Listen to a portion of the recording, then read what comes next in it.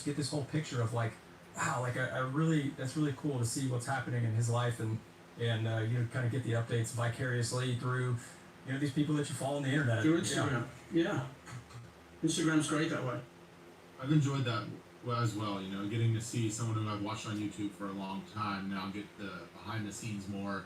I personally enjoy the your music taste that you're instilling into your kids, because there's a lot of bad music. Well, you're not a fan of necessarily bad music. Real quick, when I would take the kids to school and everything, we would listen to Weezer. We would listen to everything Black Sabbath. I was always a Sabbath guy when I was young, heavy metal, and but anyway, but everything from Johnny Cash to Tupac Shakur. So they grew up kind of listening to, in my mind, what is good music, not so much popular music.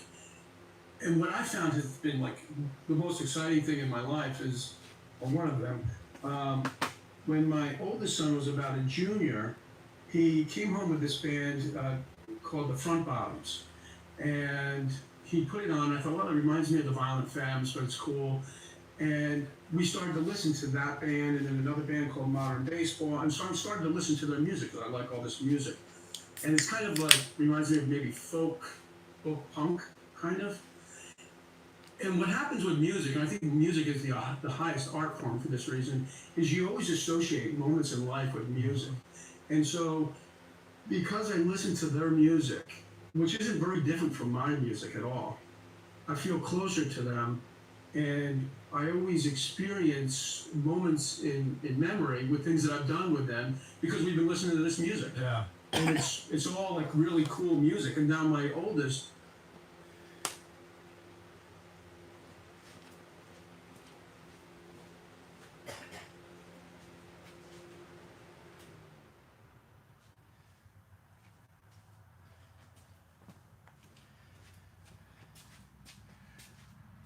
Okay, guys, welcome to the live stream. It looks to me like I have about a 45-second delay on this, judging from here. So I'm going to talk for about 45 seconds, and then I will look down and ask y'all about sound quality and stuff like that. Today's stream, I haven't done a stream in probably a year and a half, mainly because it's really a two-man deal, and it really didn't kind of fit with my my channel as live streams is kind of irrelevant, but I'm doing a video this week on integrating some inexpensive technology for makers, designers, and that kind of stuff, and this will kind of integrate in. So I'm doing kind of an inception thing right there. Some of y'all might have seen me set up another camera right there. I'm actually filming myself, streaming to y'all, and that'll be integrated into this week's video.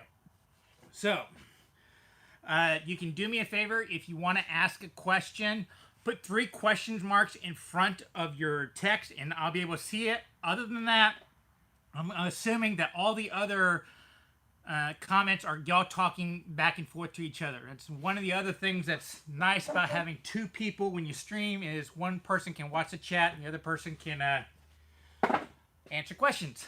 So, until this catches up, let me show you what I was just doing.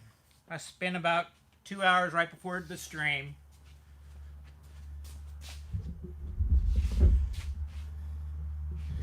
And I was doing up some bowls, stuff like that. So everybody likes to watch people put on that first coat of oil. So here's Walnut. Here's Bodart. I still have to take off the bottoms of these 2. And here's Mesquite. I typically use Mahoney's walnut oil or just walnut oil I buy from the store. So can y'all tell me if the sound is okay? Okay, thank you, Patrick Casti. He said sounds okay, so I'm just going to assume it is. So here we go. How to apply this. I would generally put a whole bunch in one bowl. If I'm doing 20 or 30 at a time, I'll just fill up the bowl. That way I can enjoy how it looks as it goes on. I think this one's going to turn out pretty cool. Ready? Yep, we got some figure in there. Can you see that? look at that. So let me oil these, let a few people come in, and I will start answering some questions for y'all. Remember, 3 question marks in front of your comment so that I can determine what it is between the rest of y'all. And please keep it all PG-13 because I can't watch chat. I cannot hit the band hammer. That's the advantage of having more than one person, is somebody's manning the band hammer. And if there is somebody pretty being obnoxious, please point them out to me and I'll stop and ban them, get rid of them.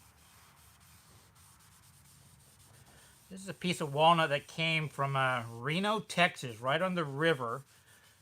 The tree was really leaning, which is why I'm getting all this figure right there. Can y'all see that? It's going to be a really pretty bowl after about 6 coats of this stuff. And what I would generally do is rub it on as thick as it possibly will go, set it aside for a little while, then I will wipe off all the excess. And I'll do that same exact thing for roughly the first week, every other day. I'll let the oil that's on it cure. It takes a few days, and then we will go from there. Any of y'all seen boat art, freshly cut boat art, when the oil goes on? It takes off a cool color, but it won't last too long. It's almost glowing when you look at it live. The problem is they won't sell too well because everyone looks at this and says, oh, that won't look good with my furniture. So you pretty much have to put it outside for a few weeks to darken it up, and then it'll look better. And then over the course of maybe 6 months, it'll turn deep burgundy. Okay, set those aside. Go rinse off my hands real quickly, and I'll come right back.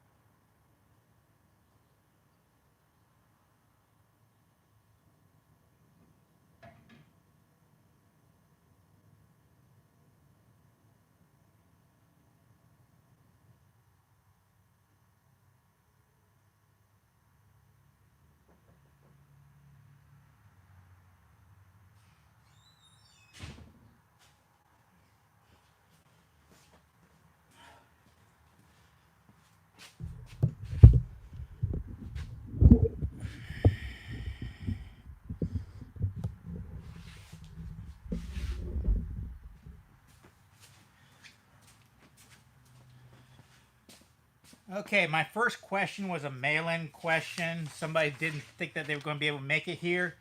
And they basically asked that they were building a nice laminate workbench, kind of like what I use right here. And whenever they started doing the mortises, instead of coming straight down, they accidentally flared it out a little bit so that there's going to be a gap on bottom. And they were worried that it wouldn't quite work. They are going to draw bore it, but because of that flare, the glue wouldn't be there. So my answer to you is, let me scoot this back.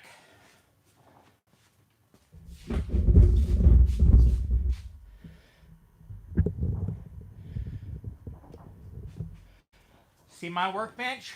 It's a laminate top. I draw board the edges. I draw board all the stretchers.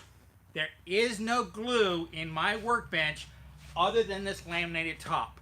I did not put glue in any of those things right here. That's the advantage of having a draw board joint. The draw board is what's going to hold it all together and really sinks it in, locks it all together. So even if you do have a little bit of a gap at the bottom of the tendon, mortise, it doesn't really matter. Plus the fact all the strength of a mortise and tendon joint comes from the shoulder. So if you were to shrink up that shoulder up there, you've got a really tight joint. Then this thing's just heavy. It's not going to be lifting up. Gravity will be your friend here. So don't stress about it at all, especially on a workbench. Just get that mortise and tendon joint with the draw bore, really offset that draw bore so it sucks it in tight.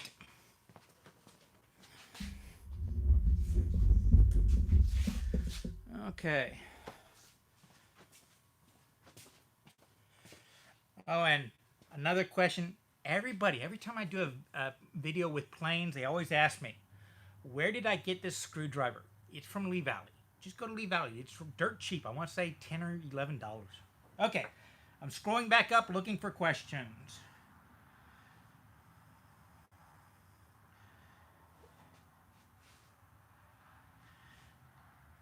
Question marks, question marks, question marks, question marks, question marks. Yeah, there was, okay. Tall Texan asking, any tips for a low budget woodworker? Don't spend money. I admit I don't think I have a lot here, and most of this has been collected over about 20 years. But in all seriousness, I have not bought new tools in 5 or 6 years.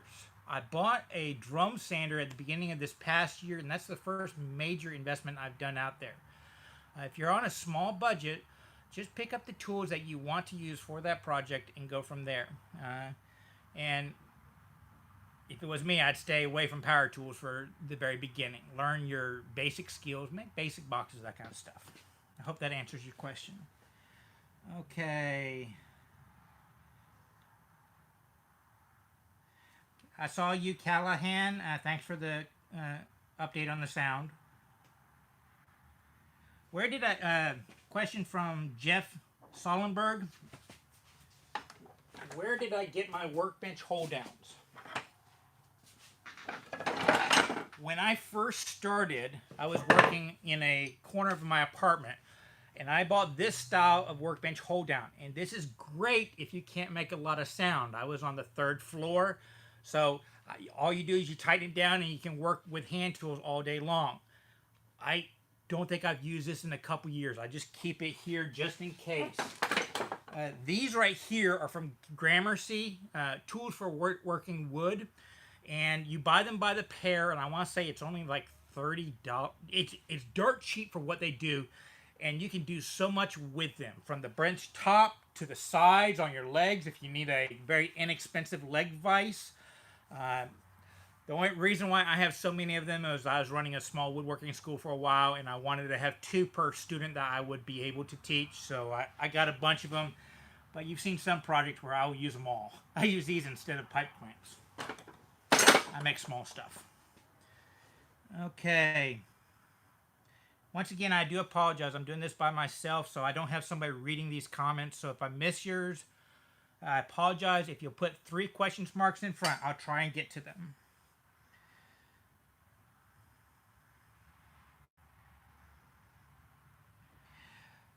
M7362Z. In the future, can you have more videos on how to sell products? Well, I'm not going to basically teach you how to sell stuff in the future videos, but I'm going to be doing a lot of art market projects this year, or in that video series, art market projects, where I'm telling you how to make small batches that you will sell. And just like in my in the $20 bowl videos, my top videos, I have an upcoming small box video where I batch a whole bunch of stuff. I tried to give you tips throughout that on how to sell that particular product. But I spent a long time selling. I was on the 14-year college plan, going to night school, selling motorcycles during the daytime. I went through some car dealerships as managers and stuff like that, teaching salespeople. I was a much better teacher of salespeople than an actual salesperson. There are a lot of tips on reading people and stuff like that unless you're right in front of somebody actually reading the student, it's very hard to do. So I don't like to do that. My best advice is find out what the customer needs, what their hot buttons are, push those, and deliver. That's all there is to it. It's not subversive or anything like that. It's just making yourself useful to the customer. Okay. Johnny's Chop Shop. What is a good entry-level dovetail saw? I'm going to show you 2. These are the ones I bought for the school and I use all the time. One's a gent style. One's a pistol grip style. If you're just getting a saw to use, I would suggest going for the pistol grip style if you're a grown adult with big hands. If you're teaching little kids or teenagers, I found that they have a lot more control with this style right here. The problem with this style is it doesn't have a reference on the side. The only thing you can determine straight up and down is the weight. And if you're cutting dovetails, you're always angling it, so that's irrelevant. A pistol grip, not only is it more comfortable a long day, but it has this reference on the side. So I can actually pick that up and just pick it up, and I'm pretty much at 1 in 7 because I've done it so long. Or if you're at 90 degrees, you can kind of feel it where it is because of that reference on the side. This is a Veritas one, and I believe it is probably the best value out there in back saws. I'm not going to tell you it's the best one out there until you sharpen it the first time. And even then, a Lee Nielsen, a Bad Axe, or whatever like that will cut like crap if it is poorly sharpened. Whereas a $12 Crown gent saw will cut wonderfully if it's sharpened properly. So my suggestion is, if you're just getting into this, buy the cheapest saw you can, get a triangle file, butcher it up, sharpening it, and then eventually you'll find out that it's cutting pretty good. At that point in time, invest in something you want. Hey, you might decide that you just don't like this craft at that point in time anyways. So, don't say you won't spend a lot of money.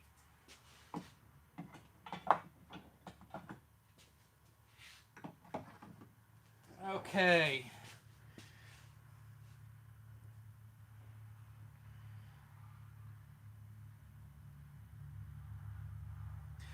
What are some talking shop? What are some of the bigger pieces you make after drawing people in with beautiful bowls? Well, that's the kind of thing. I work a lot of markets, and I see people that are just getting into it. They'll bring out small tables or something like that. And I want you to think of how many of those you can fit inside your truck or something like that. They'll bring 6 or 7 really nice pieces, and you're assuming that your customer that walks by is going to like 1 out of 7 of those and take it away. Whereas if I'm making bowls and stuff like that, stuff like this, I can bring out thousands of them.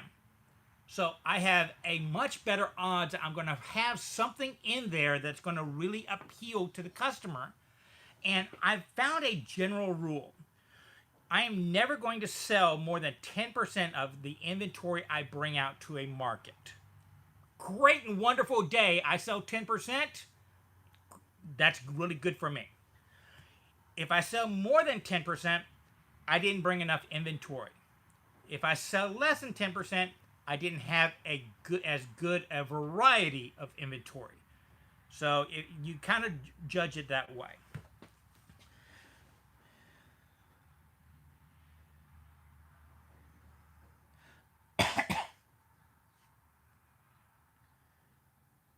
Okay, Doug's Whack. For a beginner, I have a cheap set of chisels but no bowl gouge. What do you recommend for your first and size? Bottom bowl gouge? What's the difference in necessity? Okay, you basically have 3 different types of bowl gouges. You have some that are a straight U, and they are generally cheaper to make because they just run the router bit down the center of it. Then you have some that are what they call parabolic, where it's a curve on the interior, and then on the bottom it curves a little bit more. And then you have a V-bowl gouge, which is somewhat straight on the sides, and you have a bowl right here. I would suggest you get either a V or a parabolic, for the simple reason you have the option of doing what's called an Irish grind, and the geometry will work properly. After that, bottom feeders, Irish grinds, Charles Horse grinds, all those other kind of stuff, you will handle yourself on your grinder. You're not going to buy those. I know very few turners that actually purchase a bowl gouge and leave it exactly the same. It's going to change the first time you sharpen it. So don't buy it for the grind. Buy it for the shape. Buy it for the steel. Does that make sense? Okay. Why am I asking y'all can't. Okay. What is the least enjoyable finish you've used? Any film finish. It's going to come back to you, and if you're taking it out to art markets and stuff like that, it's going to get scratched, so then you can't sell it because you got to repair it. I love oil finishes because if it gets damaged, I can fix it out in the field. If a customer has a problem with it, they will call me up. I can have them fix it themselves. Go grab the olive oil in the walnut oil in the grocery store, and there you go. A little wax or anything like that, little plus. But I hate film finishes, even on furniture. I can repair penetrating finishes. I don't like repairing film. And by that I mean poly and that kind of stuff, lacquers.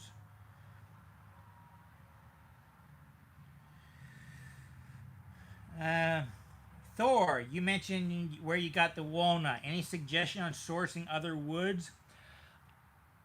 Everyone says they have a hard time finding woods. I am in a part of the country where we don't have a lot of workable woods. We have a lot of these live oaks and stuff like that that make just horrible furniture wood, at least if from the woodworker's point of view.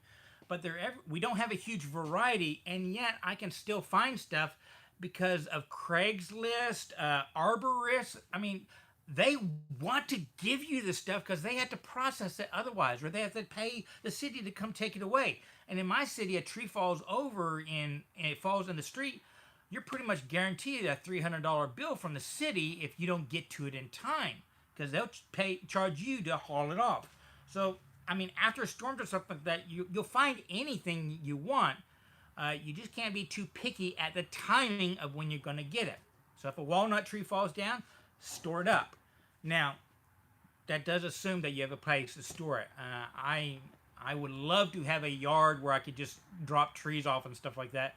Right now, I've got a bunch of stuff in there that I'm trying to process so I can get it up in my drying rack because it's just sitting in my shop, and I only have about 800 square feet here. So, and only about 450 of it is actually useful for a wood shop. So, yeah, you have to have a place to store it if you're just grabbing free lumber so that you can take advantage of the opportunities. Okay. I'm sorry, this is kind of dry. It's just me by myself.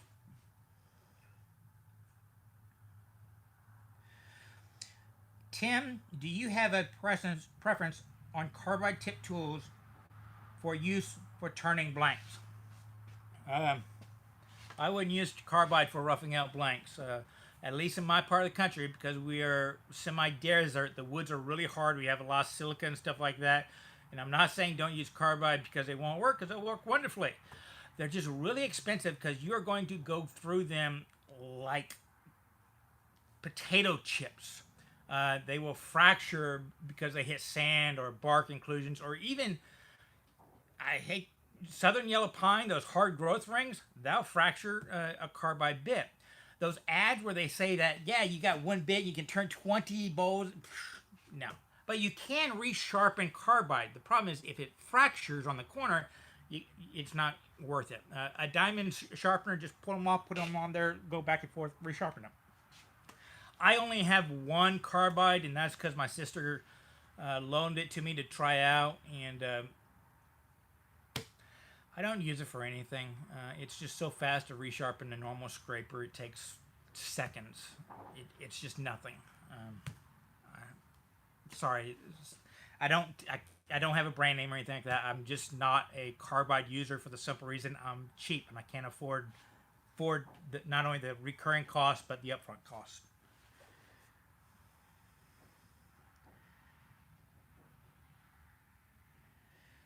Yielding fish. Do you ever remove the tendon from the bottom of your bowls? I always remove them. It's during the last thing. Like these right here. I'll get like 20 of these over 2 days, and then I'll remove all the tendons at once because I'll use my super jaws. It's these things right here.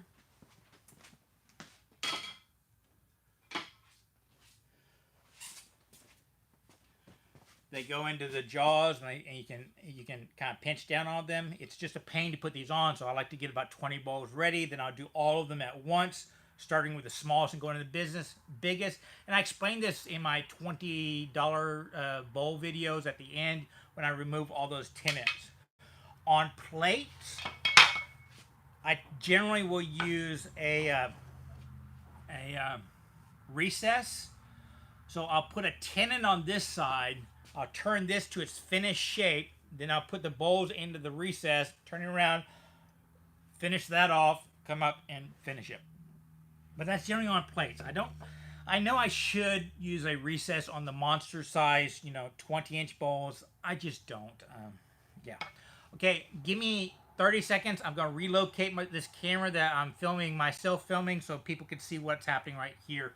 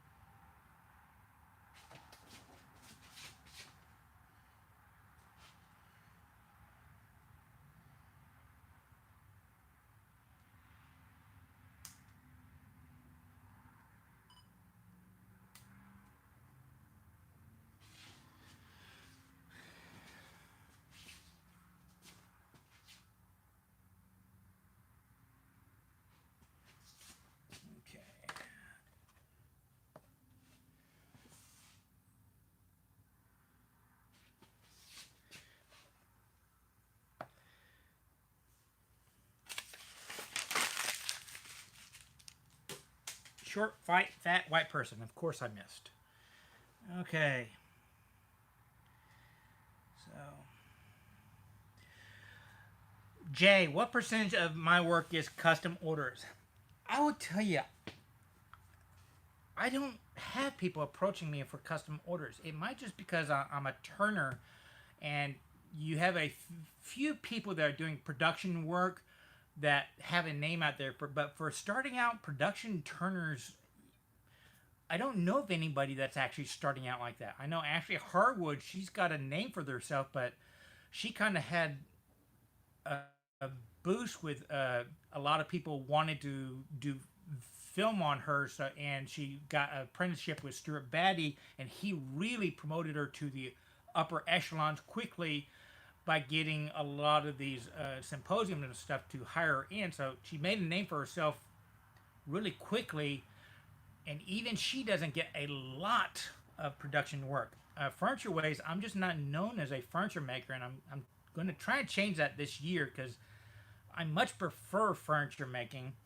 It's just to do spec work in furniture, you have to have a lot of capital to buy wood, and turning the wood's free. So, pardon me, I can turn all I want because I have access to the materials. But saving up to spend $200-300 on some nice walnut and stuff like that to make a credenza or something like that you can put into a gallery, it's just not always there. Sorry, I don't know what to tell people there when they're looking for production work and people coming in, because it's not worked out like that for me. People don't go to an educator to have the stuff made. They go to a builder. And I put myself in that position, so I understand that. Okay.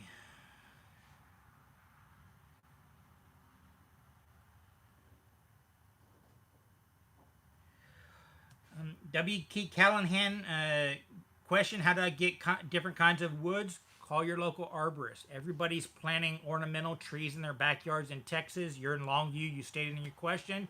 Those ornamentals are going to be dying every summer, and a lot of times they don't survive the winter because they don't have a dormant season and the bugs kill them. So we have access to a lot of some exotic stuff.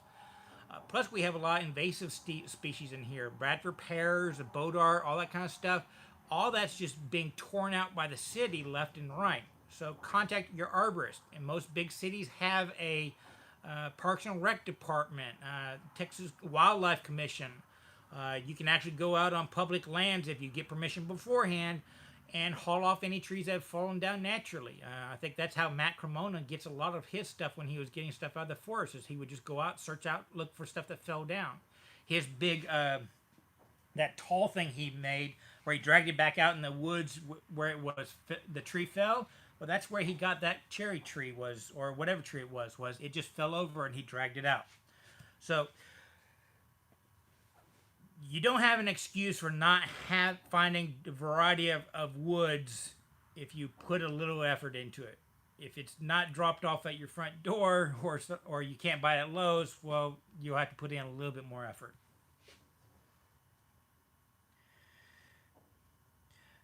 Charles Carter, will I make more mallets? They're sitting on my drying rack right now. I'm processing them through the kiln. Probably towards the end of the year, I'll do about half of those, and I'll admittedly sell them a little bit green, but I will tell people that one. Just like my mallet right here, this was dripping wet green when I did it.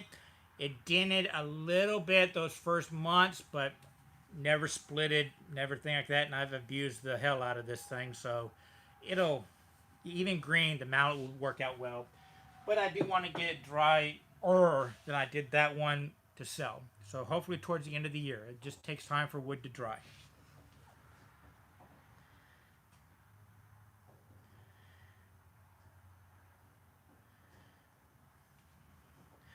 John Braden, hi, I am in a wheelchair. What advice would you give me? There are a couple companies out there, people in wheelchairs gravitate towards turning because you can position it so you can turn small stuff just moving in your chair back and forth. And they even make lathes specifically for wheelchair people where they tilt it on the side. Specifically, I know One Way does and Robust does. And they're lower price lathes that they do that one. So you can look into it. I bet if you were to contact either one of those companies, especially Robust, because it's a really small company with one guy, and you start asking them about that, you could probably ask them about other turners that are, they might be able to give you the names of other turners in wheelchairs that could give you help. Other than that, I apologize, I don't have much more than that. I've never worked with somebody in a wheelchair teaching them woodworking. This is just stuff I've seen at shows and stuff.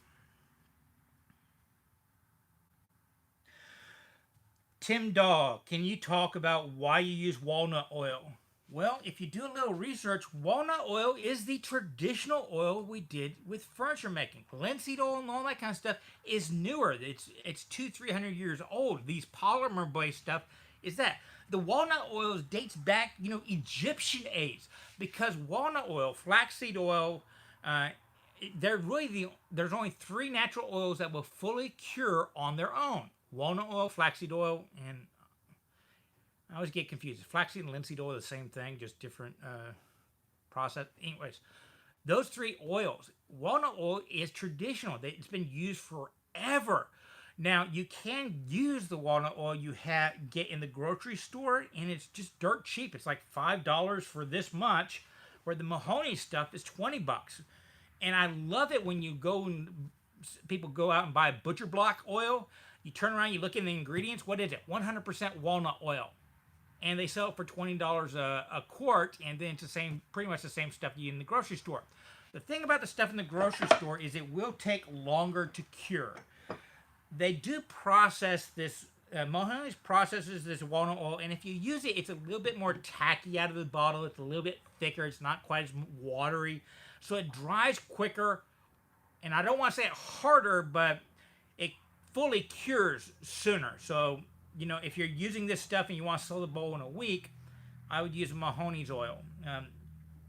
They do say that Mahoney has... look it up for yourself. I'm pretty sure he has said that the way they process it, they get all the proteins out of the oil that people are allergic with nut allergies are allergic to. And I don't know if it's misinformation or not, but some people say they don't do that one to the walnut oil you buy at the grocery store. But then again, I see other people say it's the same stuff. The natural processing of it it's the proteins that people are allergic to, not the oil. So take that with grain of salt and do your own research on that one. But why do I use walnut oil? Because it's a traditional oil and I'm cheap.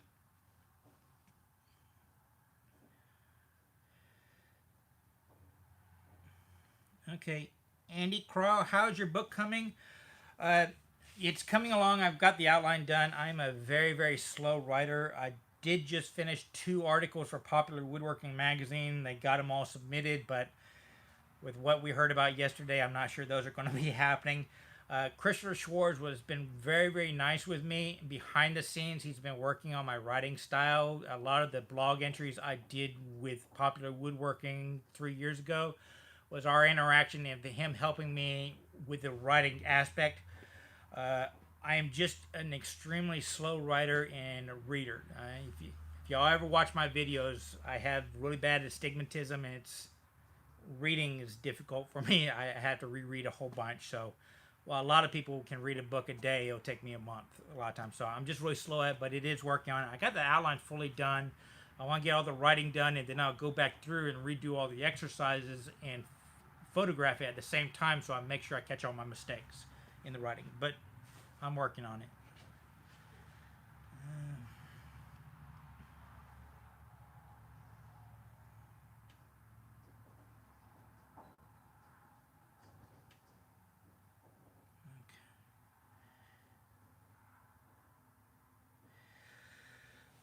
When turning, what kind of face shield do you use? I use a very inexpensive one. As much as I turn, I really should buy one that's impact resistant. These kind right here, you know, they're not going to stop a shotgun or something like that. So if a big enough bolt comes off, they will come through you. But it keeps a lot of the small stuff out of your lungs and out of your eyes. Not the greatest thing in the world. Best thing to do is to stay out of the line of fire. Always stand to the side of the bowl and that kind of stuff when you're turning. Yeah, I don't know what to tell you there. They do make better face shields out there. They're $300-400, you know, with that positive air thing, which is something I would really love to have, but you use what you got. What's Micro say? Safety third. First you got to get it done is number one. It's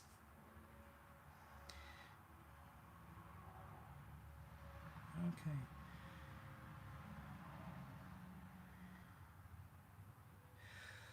Squibble Morning Sun. I'm just tuning in. What hand tools would you buy first for joinery? Well, if I was just getting into the hobby, I would probably buy a carving axe, a Sloyd knife, a chisel, and a brace and some bits. And you can make quite a bit of furniture using Morrison Tendon joinery with just those. The advantage of doing it this way is you can buy a lot of this stuff used and probably spend less than $100. By the way, I do highly recommend this kit that Robin Wood sells from England. Even having it shipped over here, it's just dirt cheap. And he sells the Moore knives at a fairly reasonable price, but he also makes some really nice hook knives. And you can buy a kit like this for, you know, I want to say a little over $100. I'm not 100% sure on that one. He has redesigned the handle a little bit for smaller hands, but you know, with this you can buy a log and do spoon carving, but you can also chop out steaks, and with the brace and bit you can actually shape them up to fit in a perfect mortise. Look at a lot of chair makers, that's all they ever do is Morrison Tendon joints with tapered tendons. And you can make quite a lot of furniture that way. And the advantage is you will learn about grain direction. You will learn about grain species. You will learn a lot starting out that way, so that when you want to get into more square joinery, you'll make better choices.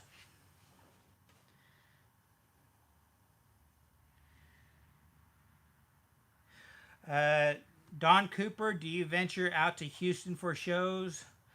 Not really, because once you start getting to the point where you're having to pay for a hotel or something like that, your profits are shot.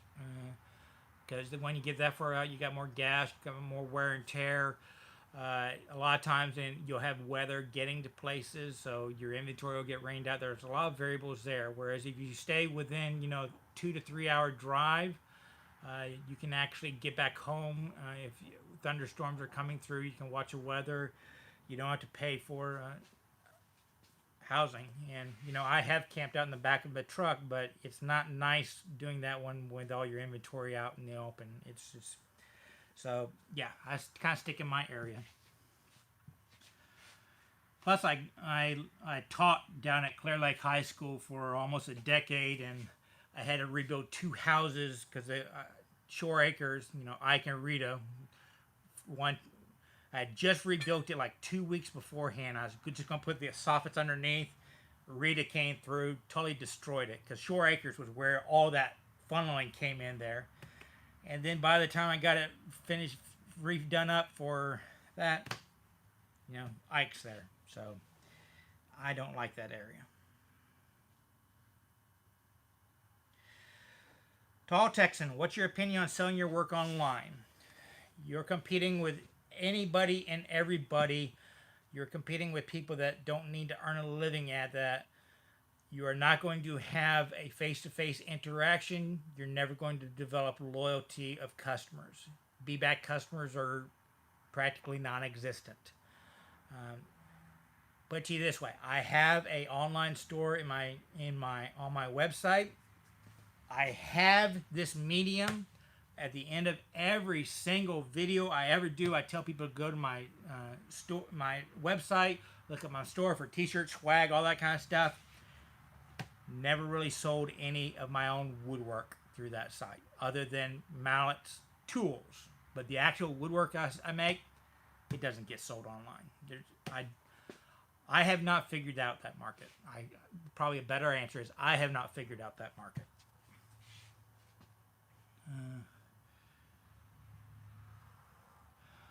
Jeff Lehman, how to figure out what to sell items for as much as a customer will pay. Simple as that. How do you figure that out? Experience. You're going to have people tell you, double your costs, all that kind of stuff, figure your hourly wages. But when it comes down to it, if a customer is willing to pay more, you take more. If you need rent money or you don't have the gas money to get home, you sell for whatever you can to pay your bills. I mean, real life comes into play.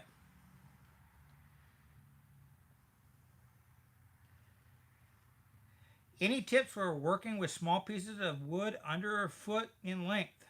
Not turned atoms. Well, you're talking boxes and stuff like that. Everybody that makes boxes or intarsia or inlay or jewelry or anything like that, pretty much it's all under a foot of wood. I hate to say it, but that's probably my majority of the stuff I make is under a foot of wood. Little boxes, that kind of stuff, just all over the place. Yeah, that's normal. Nothing special about that. You just got to figure out how to hold it and keep your tools sharp. Where can I find a B50 BSA Parks bike? In Grand Prairie, next to the old Yellow Belly drag race. Yeah, I sold motorcycles in that area. In fact, is Yellow Belly still open? I don't know. That was a scary place, but I won a lot of money there. Well, there's a salvage yard over there. Okay, if you're asking a question, please put 3 question marks on it because I'm trying to scroll through it. And I know I'm getting behind.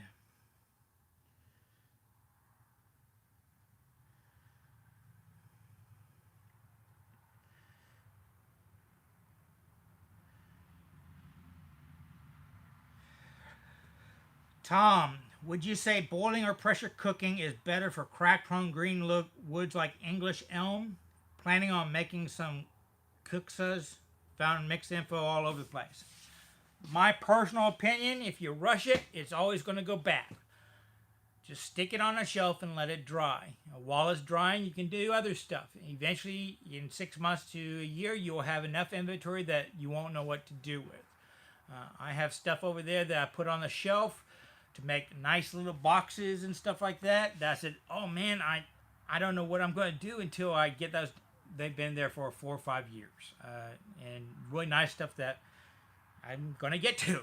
But once you get in this process of taking the opportunities when they pop up to get really nice wood, you'll end up with a good selection. And my whole process, right, is to spend the first 2 months of the year getting 2 to 3 months getting wood, processing it over a couple months, letting it dry, and then that last month just right before the holiday season, just rocking and rolling, getting stuff ready to sew.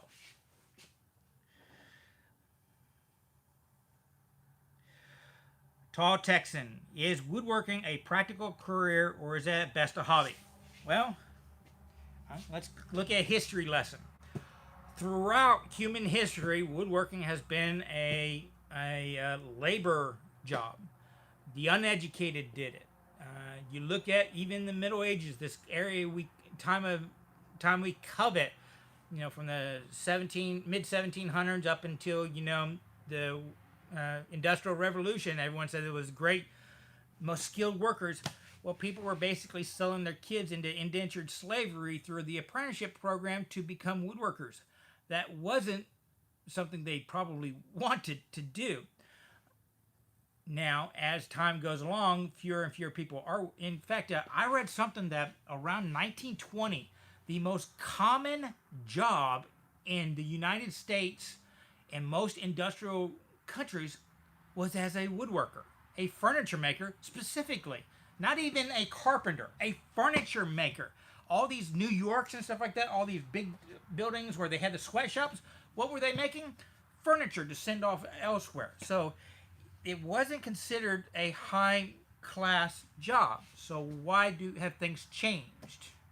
Because a lot of people don't know how to do it. There aren't as many people there, so people are considering an art form, and it's this whole art craft thing. If you consider it craft, which I hate to say it, most of the stuff I think of, tables and stuff like that, yes, you have some artistic aspect to it, but it's mainly craft. It's Morse and Tendon joinery, dovetails, dados, rabbits, grooves. There aren't that much variations to this stuff, just the shapes after we put it together.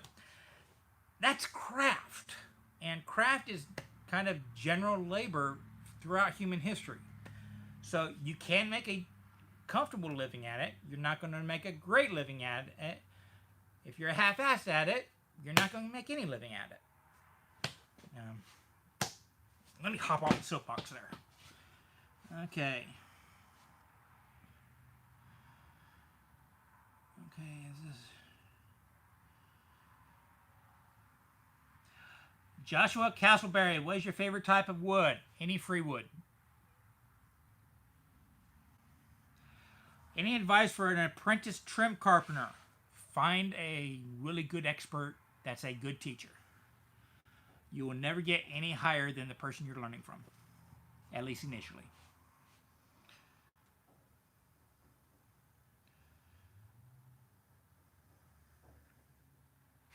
Okay.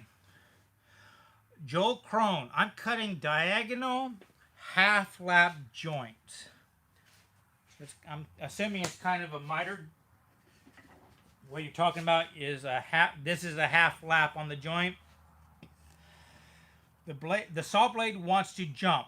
Is there a tip or trick? Well, there are two things that when I hear that, I'm thinking of. Is if you are sawing a diagonal this way, in this direction, you're actually sawing against a grain. So each one of the teeth is going to fight, then release, fight and release. If you were to saw this way, you're planing with the grain. So if I were sawing it, I would saw in this direction. You'll get a much smoother cut. The other thing I'm thinking of is you are weighting the saw blade. So most saw blades, the weight of the back is all it needs to cut. Because really, you can't cut past the gullet size. Once it fills with sawdust, it's going to stop cutting. Really no reason to push down harder. So you're probably pressing down when you saw into the wood, and that's causing it to dent. And then once you start denting the wood instead of slicing it, all of a sudden the teeth are going to go up and down, and you get this vibration going on. If that's the case, two things you can do. You can lighten the load, and you can change the speed, because vibration is a consequence of time and amplitude. So if you change either one of those, pressure being the amplitude, speed being your time, you will counteract the vibration tendency. Does that make sense? I hope it does. But generally, when a student is having problems, I find that they're sawing kind of slow and kind of heavy, and I tell them to lighten up. I'll actually tell them to hold the saw like this, so that there's no way they can put pressure down, and it cuts just fine.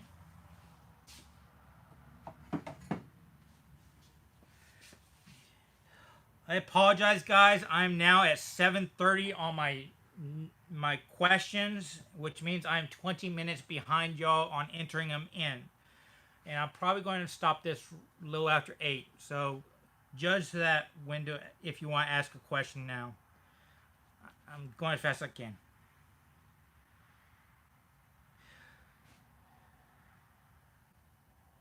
Okay, B Power. I just acquired a new to me lathe and some tools. Any suggestions on the first type of projects? Or should I jump in and gain experience with trial and error? My first suggestion is find out if there's a local club, because I know most clubs have some kind of like first Saturday or something like that, just a general get together, and go in there and just talk to people and ask questions. As far as what to start with, I will always tell turners spindle turning first. Everybody wants to go into bowls and boxes first because that's a glamour stuff.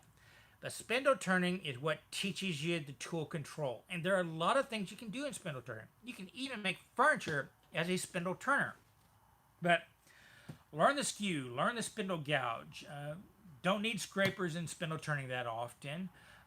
You learn those and you're going to gain the ambidextrosity, the feel, the understanding of what's happening at the cutting edge and the wood fibers.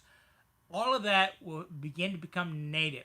What happens, I see, is people jump straight into bowls. They never really progress past bowls or get their skill very high in the bowls they create. You don't see a lot of very fine, even details or beads or something like that. But you get a spindle turning that can roll beads, roll coals with a skew, spindle, whatever tool you put in their hand. All of a sudden, bowl turning is just easy for them, and then they almost quickly go into the more advanced stuff, like adding those details, adding the carvings, adding the different shapes, inducing vibration to add textures, that kind of stuff. So spindle turning is a way to go when you're first starting out. That and finding somebody really good to learn from.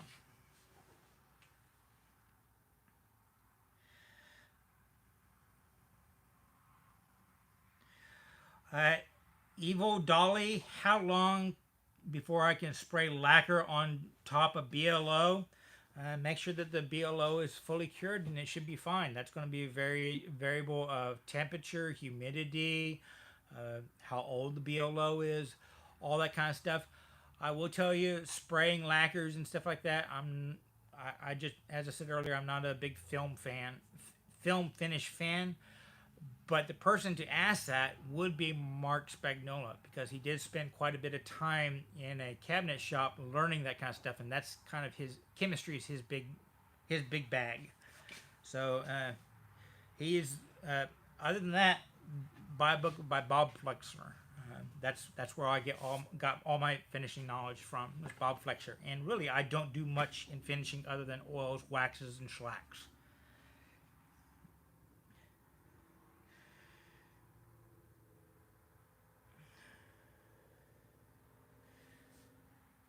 Okay. Oh, cool. Thank you, Mary. I don't know how that works, but thank you. First time I've ever gotten one of those.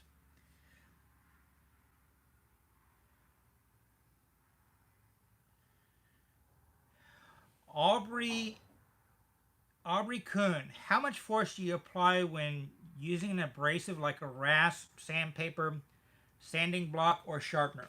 If you're using a power like a random order sander or a belt sander, you shouldn't be putting any pressure down at all. Any pressure you add to that weight of the machine will affect not only how it's sitting, so you'll dig in on one side more than the other, but it'll clog up the pores. You'll get those little peanuts things on there. It'll kind of emulsify the wood, and you're going to get deeper scratches, which is not something you want. You're wanting to level out the previous level of scratches.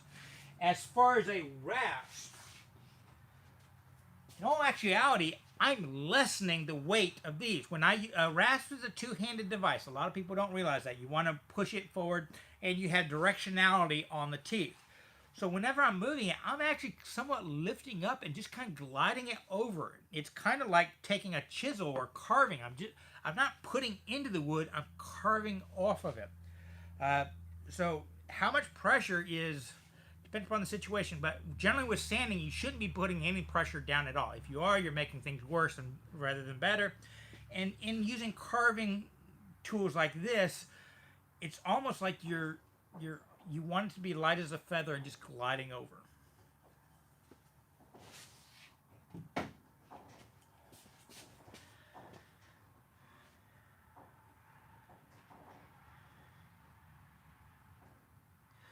Andy Crowell, could you do a video showing how you make coffin smoothers? Yep. I'm working on it.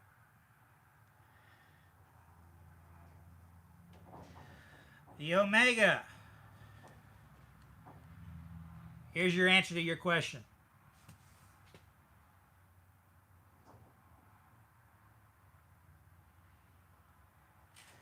Okay, let me see if I can figure out how to ban somebody.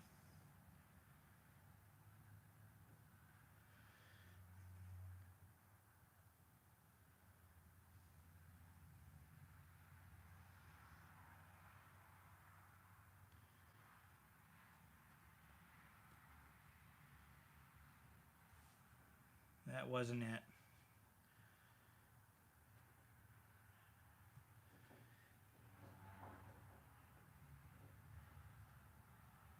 I don't know if I did that. I apologize for the Omega people. Some people are just jerks. Valerie Henschel, ever turn down free wood? I turn it down all the time. If it's not down, if it's not a tree that just recently fell down, I don't want to risk putting it on my lathe and having it spinning with an possible internal crack, because things can go boom. Yeah, I've even gotten to the point where I only want the pristine stuff. I personally do not like using a lot of branch wood or even crotch wood. I find it difficult to work, and I do a lot of hand tools. My preferred pieces of wood are a foot above the ground to the second branch, assuming that second branch gives me the one crotch piece that I might use in a panel or a bowl or something like that. But other than that, I really do like the straight grain stuff. My personal preference is I would like people to see my craftsmanship in the use of the material, and not necessarily, oh wow, that's a great figured bowl. Now, you get more money, and generally if you get a really figured bowl or figured piece that people are attracted to the actual piece of wood, don't do any decorations to it. Just let the wood speak for itself and take their money, which means less labor for you. But I don't know why I've always gravitated towards the really classic, clean designs of the craftsmen and their use of the material to enhance that. I don't know a better way to explain it.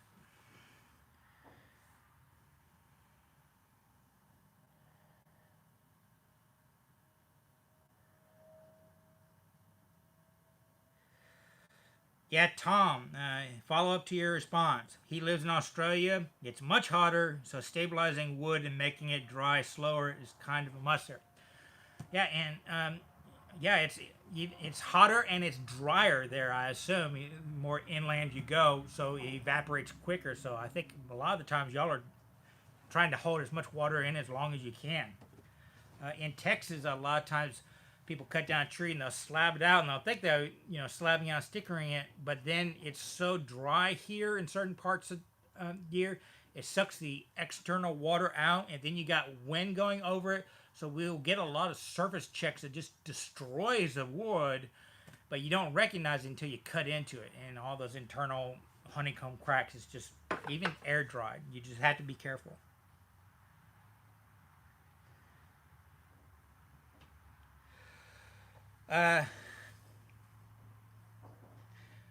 this is your username. So Piston London. Do you have better luck making, selling ornamental bowls or functional bowls? Depends upon the market. Farmers markets, where people are actually going to be putting on there, just batch out as many utilitarian bowls as possible. Crisp, clean designs, not too much ornamentation. Boom, boom, boom. Rack them out, sell them. You're going to a big art market, have a selection of those, and you'll probably sell those, but we'll be drawing people into your thing will be the big artistic stuff that you have high values dollars on. I always do suggest that you have one, what was the term? It's one outrageous piece that's going to, the artsy-fartsy people are going to be drawn to. Maybe wild colors or something like that. My dad has a really cool witch's cauldron. It's milk paint carvings and drawings all on the outside. It's just a huge bowl. And we'll set that out front and people will stop and talk about that one. But while they stop and look at that in the background, it gives them more time to see other stuff that they might be interested in. But yeah. So which sells better depends upon the market.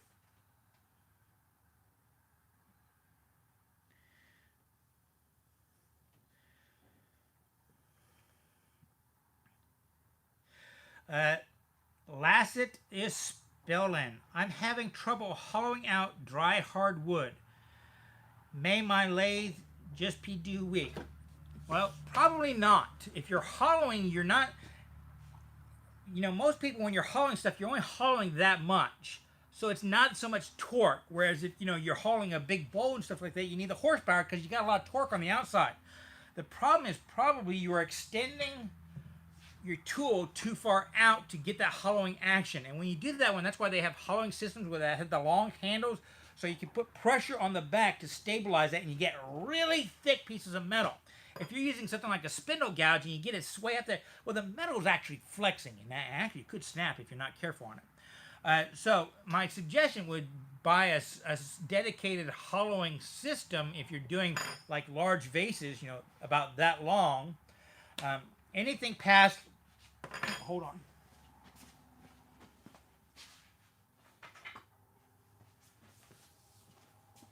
People laughed at me when I built this thing right here.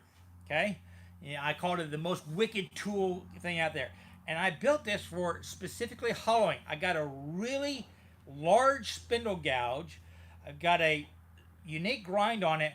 But the thing is, even with this long thing, I very rarely hollow more than that much into the wood off the tool rest with this tool. And even then, I'm coming in and pulling out, and I've got my wrist back here to stabilize everything. If you're getting much past the tool rest of, let's just say, the end of your flutes, yeah, bad things and harder things are going to happen. So you might just not have the proper tools for that one, but your lathe is more than likely more than powerful enough.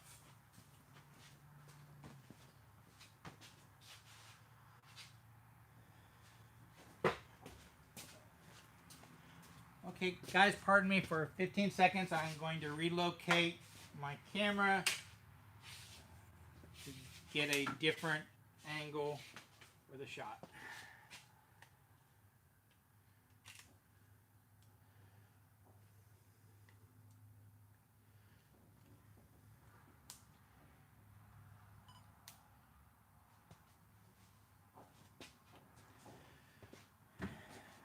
Okay.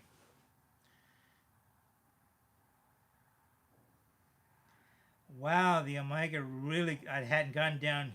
A lot of stuff of his is getting deleted. I apologize for that. That's what happens when you're by yourself and you can't monitor stuff. Yeah.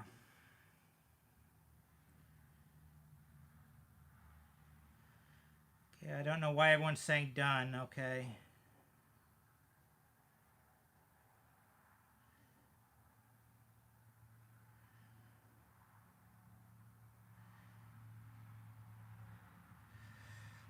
See page 07, wicked awesome Teddy Roosevelt style mustache. I can't grow facial hair worth anything. The only reason you ever see it on me is because I'm in a shop all by myself all week long. Sometimes it's just not worth shaving.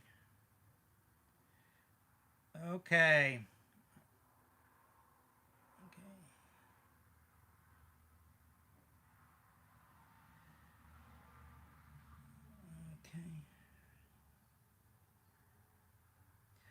tong. Am I referring to those big cantilevered hollowing systems? They have several different styles out, but the key thing is they have your over the tool rest. Then they have something back here to stabilize it. Some of them have an arm.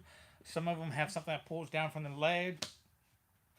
I saw one that I wanted to investigate. It actually had like a crutches little brace right here that you could hold on.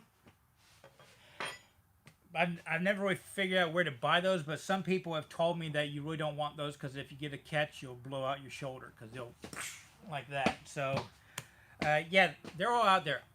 My dad is big into some hollowing when he does large vases. I really don't do that kind of stuff. I mean, I really like making boxes, but very rarely do they get more than this big. So what setup I have is perfectly adequate for that.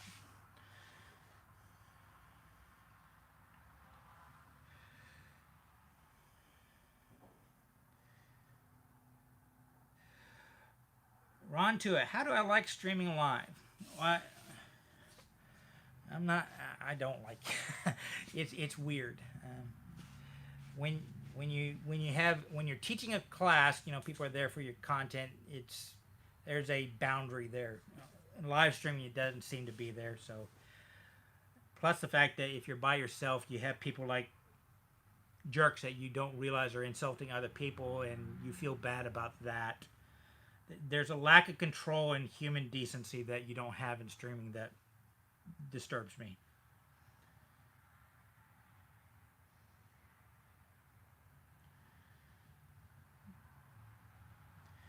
Okay, it looks like I got to the very bottom. People weren't asking as many questions.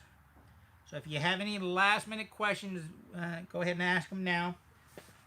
Other than that, I guess I will finish my sandwich.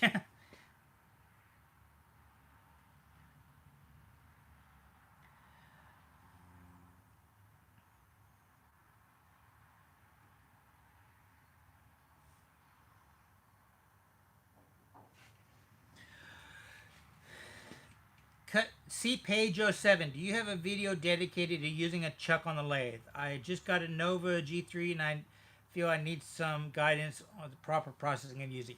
The closest I'm going to have is the last video I did on bowl turning. I think it's turn your first bowl. I try to go into details so that you could safely use a chuck. I'm not sure if that's what you're asking for. I do have another video called Wood Turning Demystified, which I am not sure how much I covered on chuck use.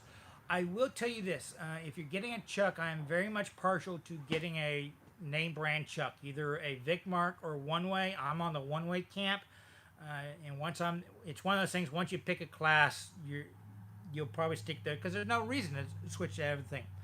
And the reason why is, seems to me all the other ones are kind of playing catch up, or they're designing accessories to work with those. So if they want to work with those, just get those. And the price difference in the long term isn't that much.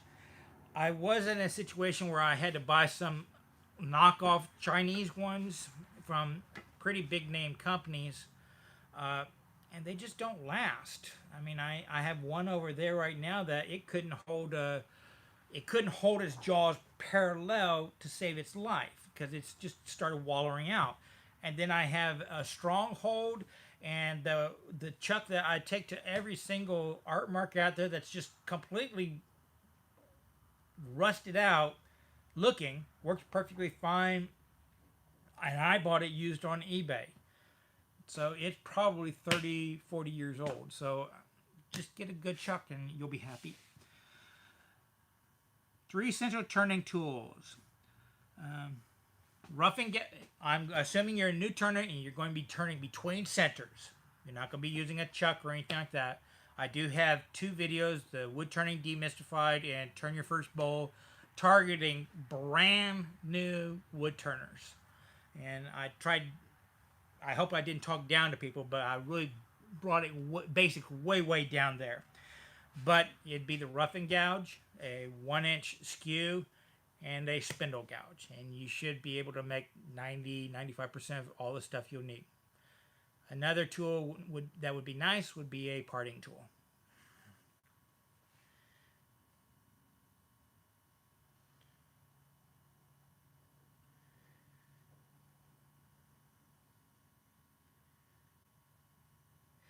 Uh,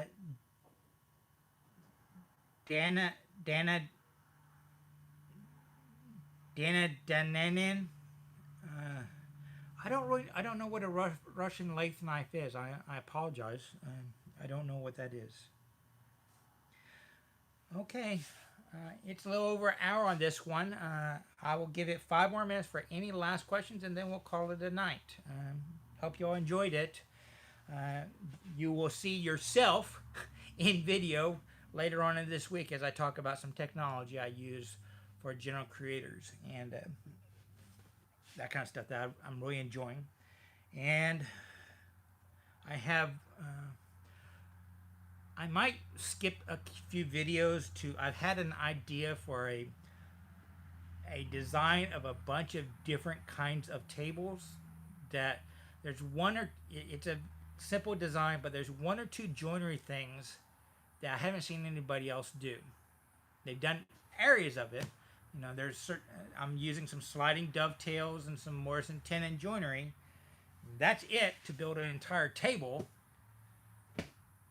But I haven't seen anybody do it this way, so I might skip my next turning video or put it on the back burner to do this table, because I did spend $40 from my show this weekend and bought some 2x12s.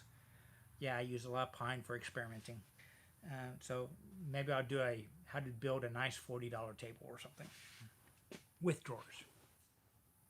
Okay. Old school smart. I like your icon. Charles Schultz is one of the greatest American artists ever. One of the most unique ones out there. He could do more with a single curve, a single line than any artist I ever knew. I'm really big fan of his work. What's your opinion on electrical variable speed? Is it worth waiting a little longer before buying? I am waiting to buy just once for a larger lathe. Absolutely, positively. Get the variable speed. Don't get another one. Get the variable speed. Buy the variable speed. It's only going to be a few $100s more if you're getting a big lathe. And the mini lathe, it's probably $50-$60 more. Get the variable speed. You'll be so much happier, so much more enjoyable for you to turn with that little variable speed. Well worth it. Is that clear enough?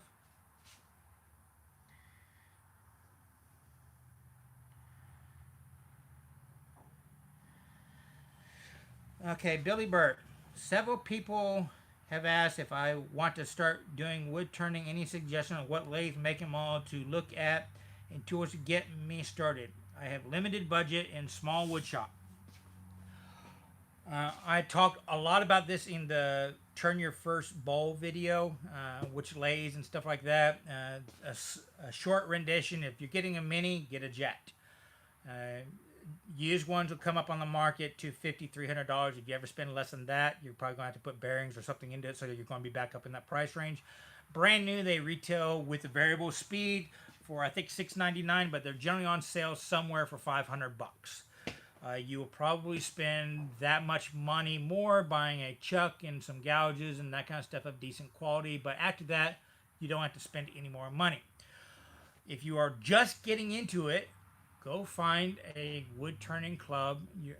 Most people are in a city somewhere, and there's going to be a turning club out there, and they generally have some kind of event monthly, like a little get-together, and they actively seek new wood turners to come out, and they will put tools in your hand on their lathe to get you started so you can get a good feel for that. Ask their opinion, and I can almost guarantee in today's day and age, if you show some interest in it, so put forth a little bit of effort, there's probably... you don't want to go ask for it, but there's probably some old retired guy that's getting out of the hobby right now, because most of them are white hair and baby boomers are dying off. So they're unloading a lot of stuff, and they will keep their really nice lathe, but they have this little mini lathe in the corner that they've had for 20 years. Maybe they'll let you borrow it for a little while. Who knows? But wood turning clubs are a great way to get in that cut. And the first meeting you go to, generally they ask, who's here? Stand up. Hey, I'm just kind of curious about this. It looks a lot interesting. I saw some videos on YouTube. I think I might want to try it, so I'm just here to get a feel for it. You're going to have people jumping up to help you to learn more. It's just how this community is.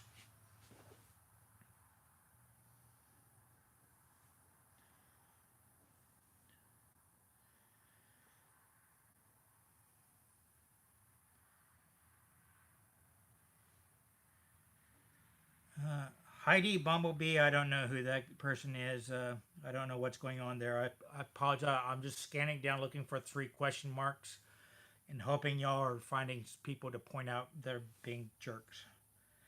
One of the reasons why I don't like live streaming. Scott Carroll, thoughts on spring pole treadle lathes? If I were to do it, I would do a treadle lathe, but I'm not going to do it because I'm old.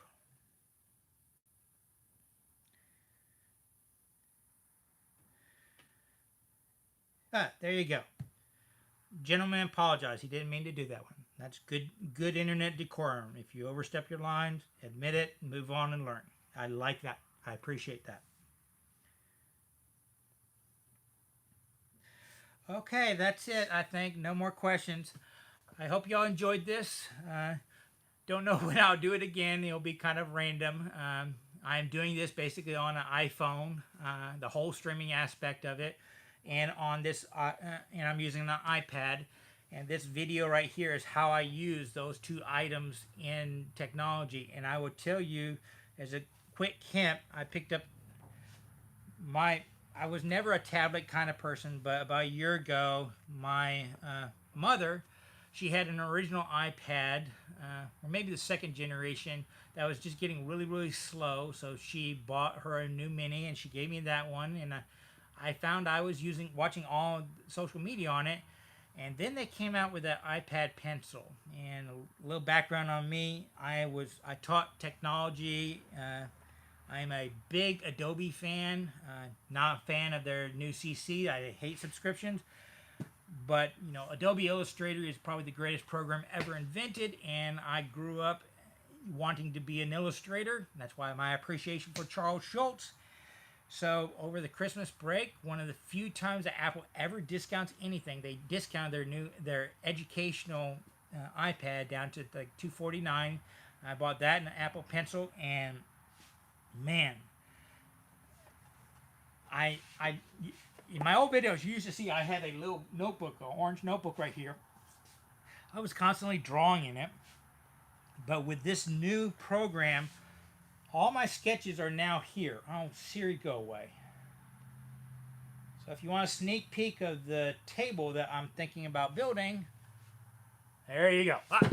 Too much information. But this is what I've been doing in my downtime. Instead of playing Tetris or anything like that, I have that pencil. I'm sketching it up. And what I like about this is when I'm done with it, I can always go back and edit it. But when I'm really done with it, I can set the file aside and name it table, giving any property, and I can categorize it. Where those old books, they're 2018, 2017.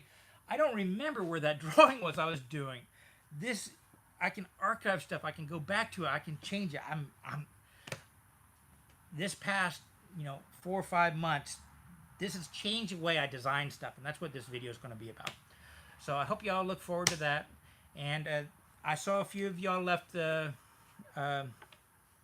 what were those called? Tips or something like that. I really do appreciate that. If I missed that, those of you that did it, I do apologize. I was just scanning looking for question marks. So anyways, I appreciate everything, and remember, it's always worth the effort to learn, create, and share with others. Y'all be safe and have fun. Sandwich time. What button do I push?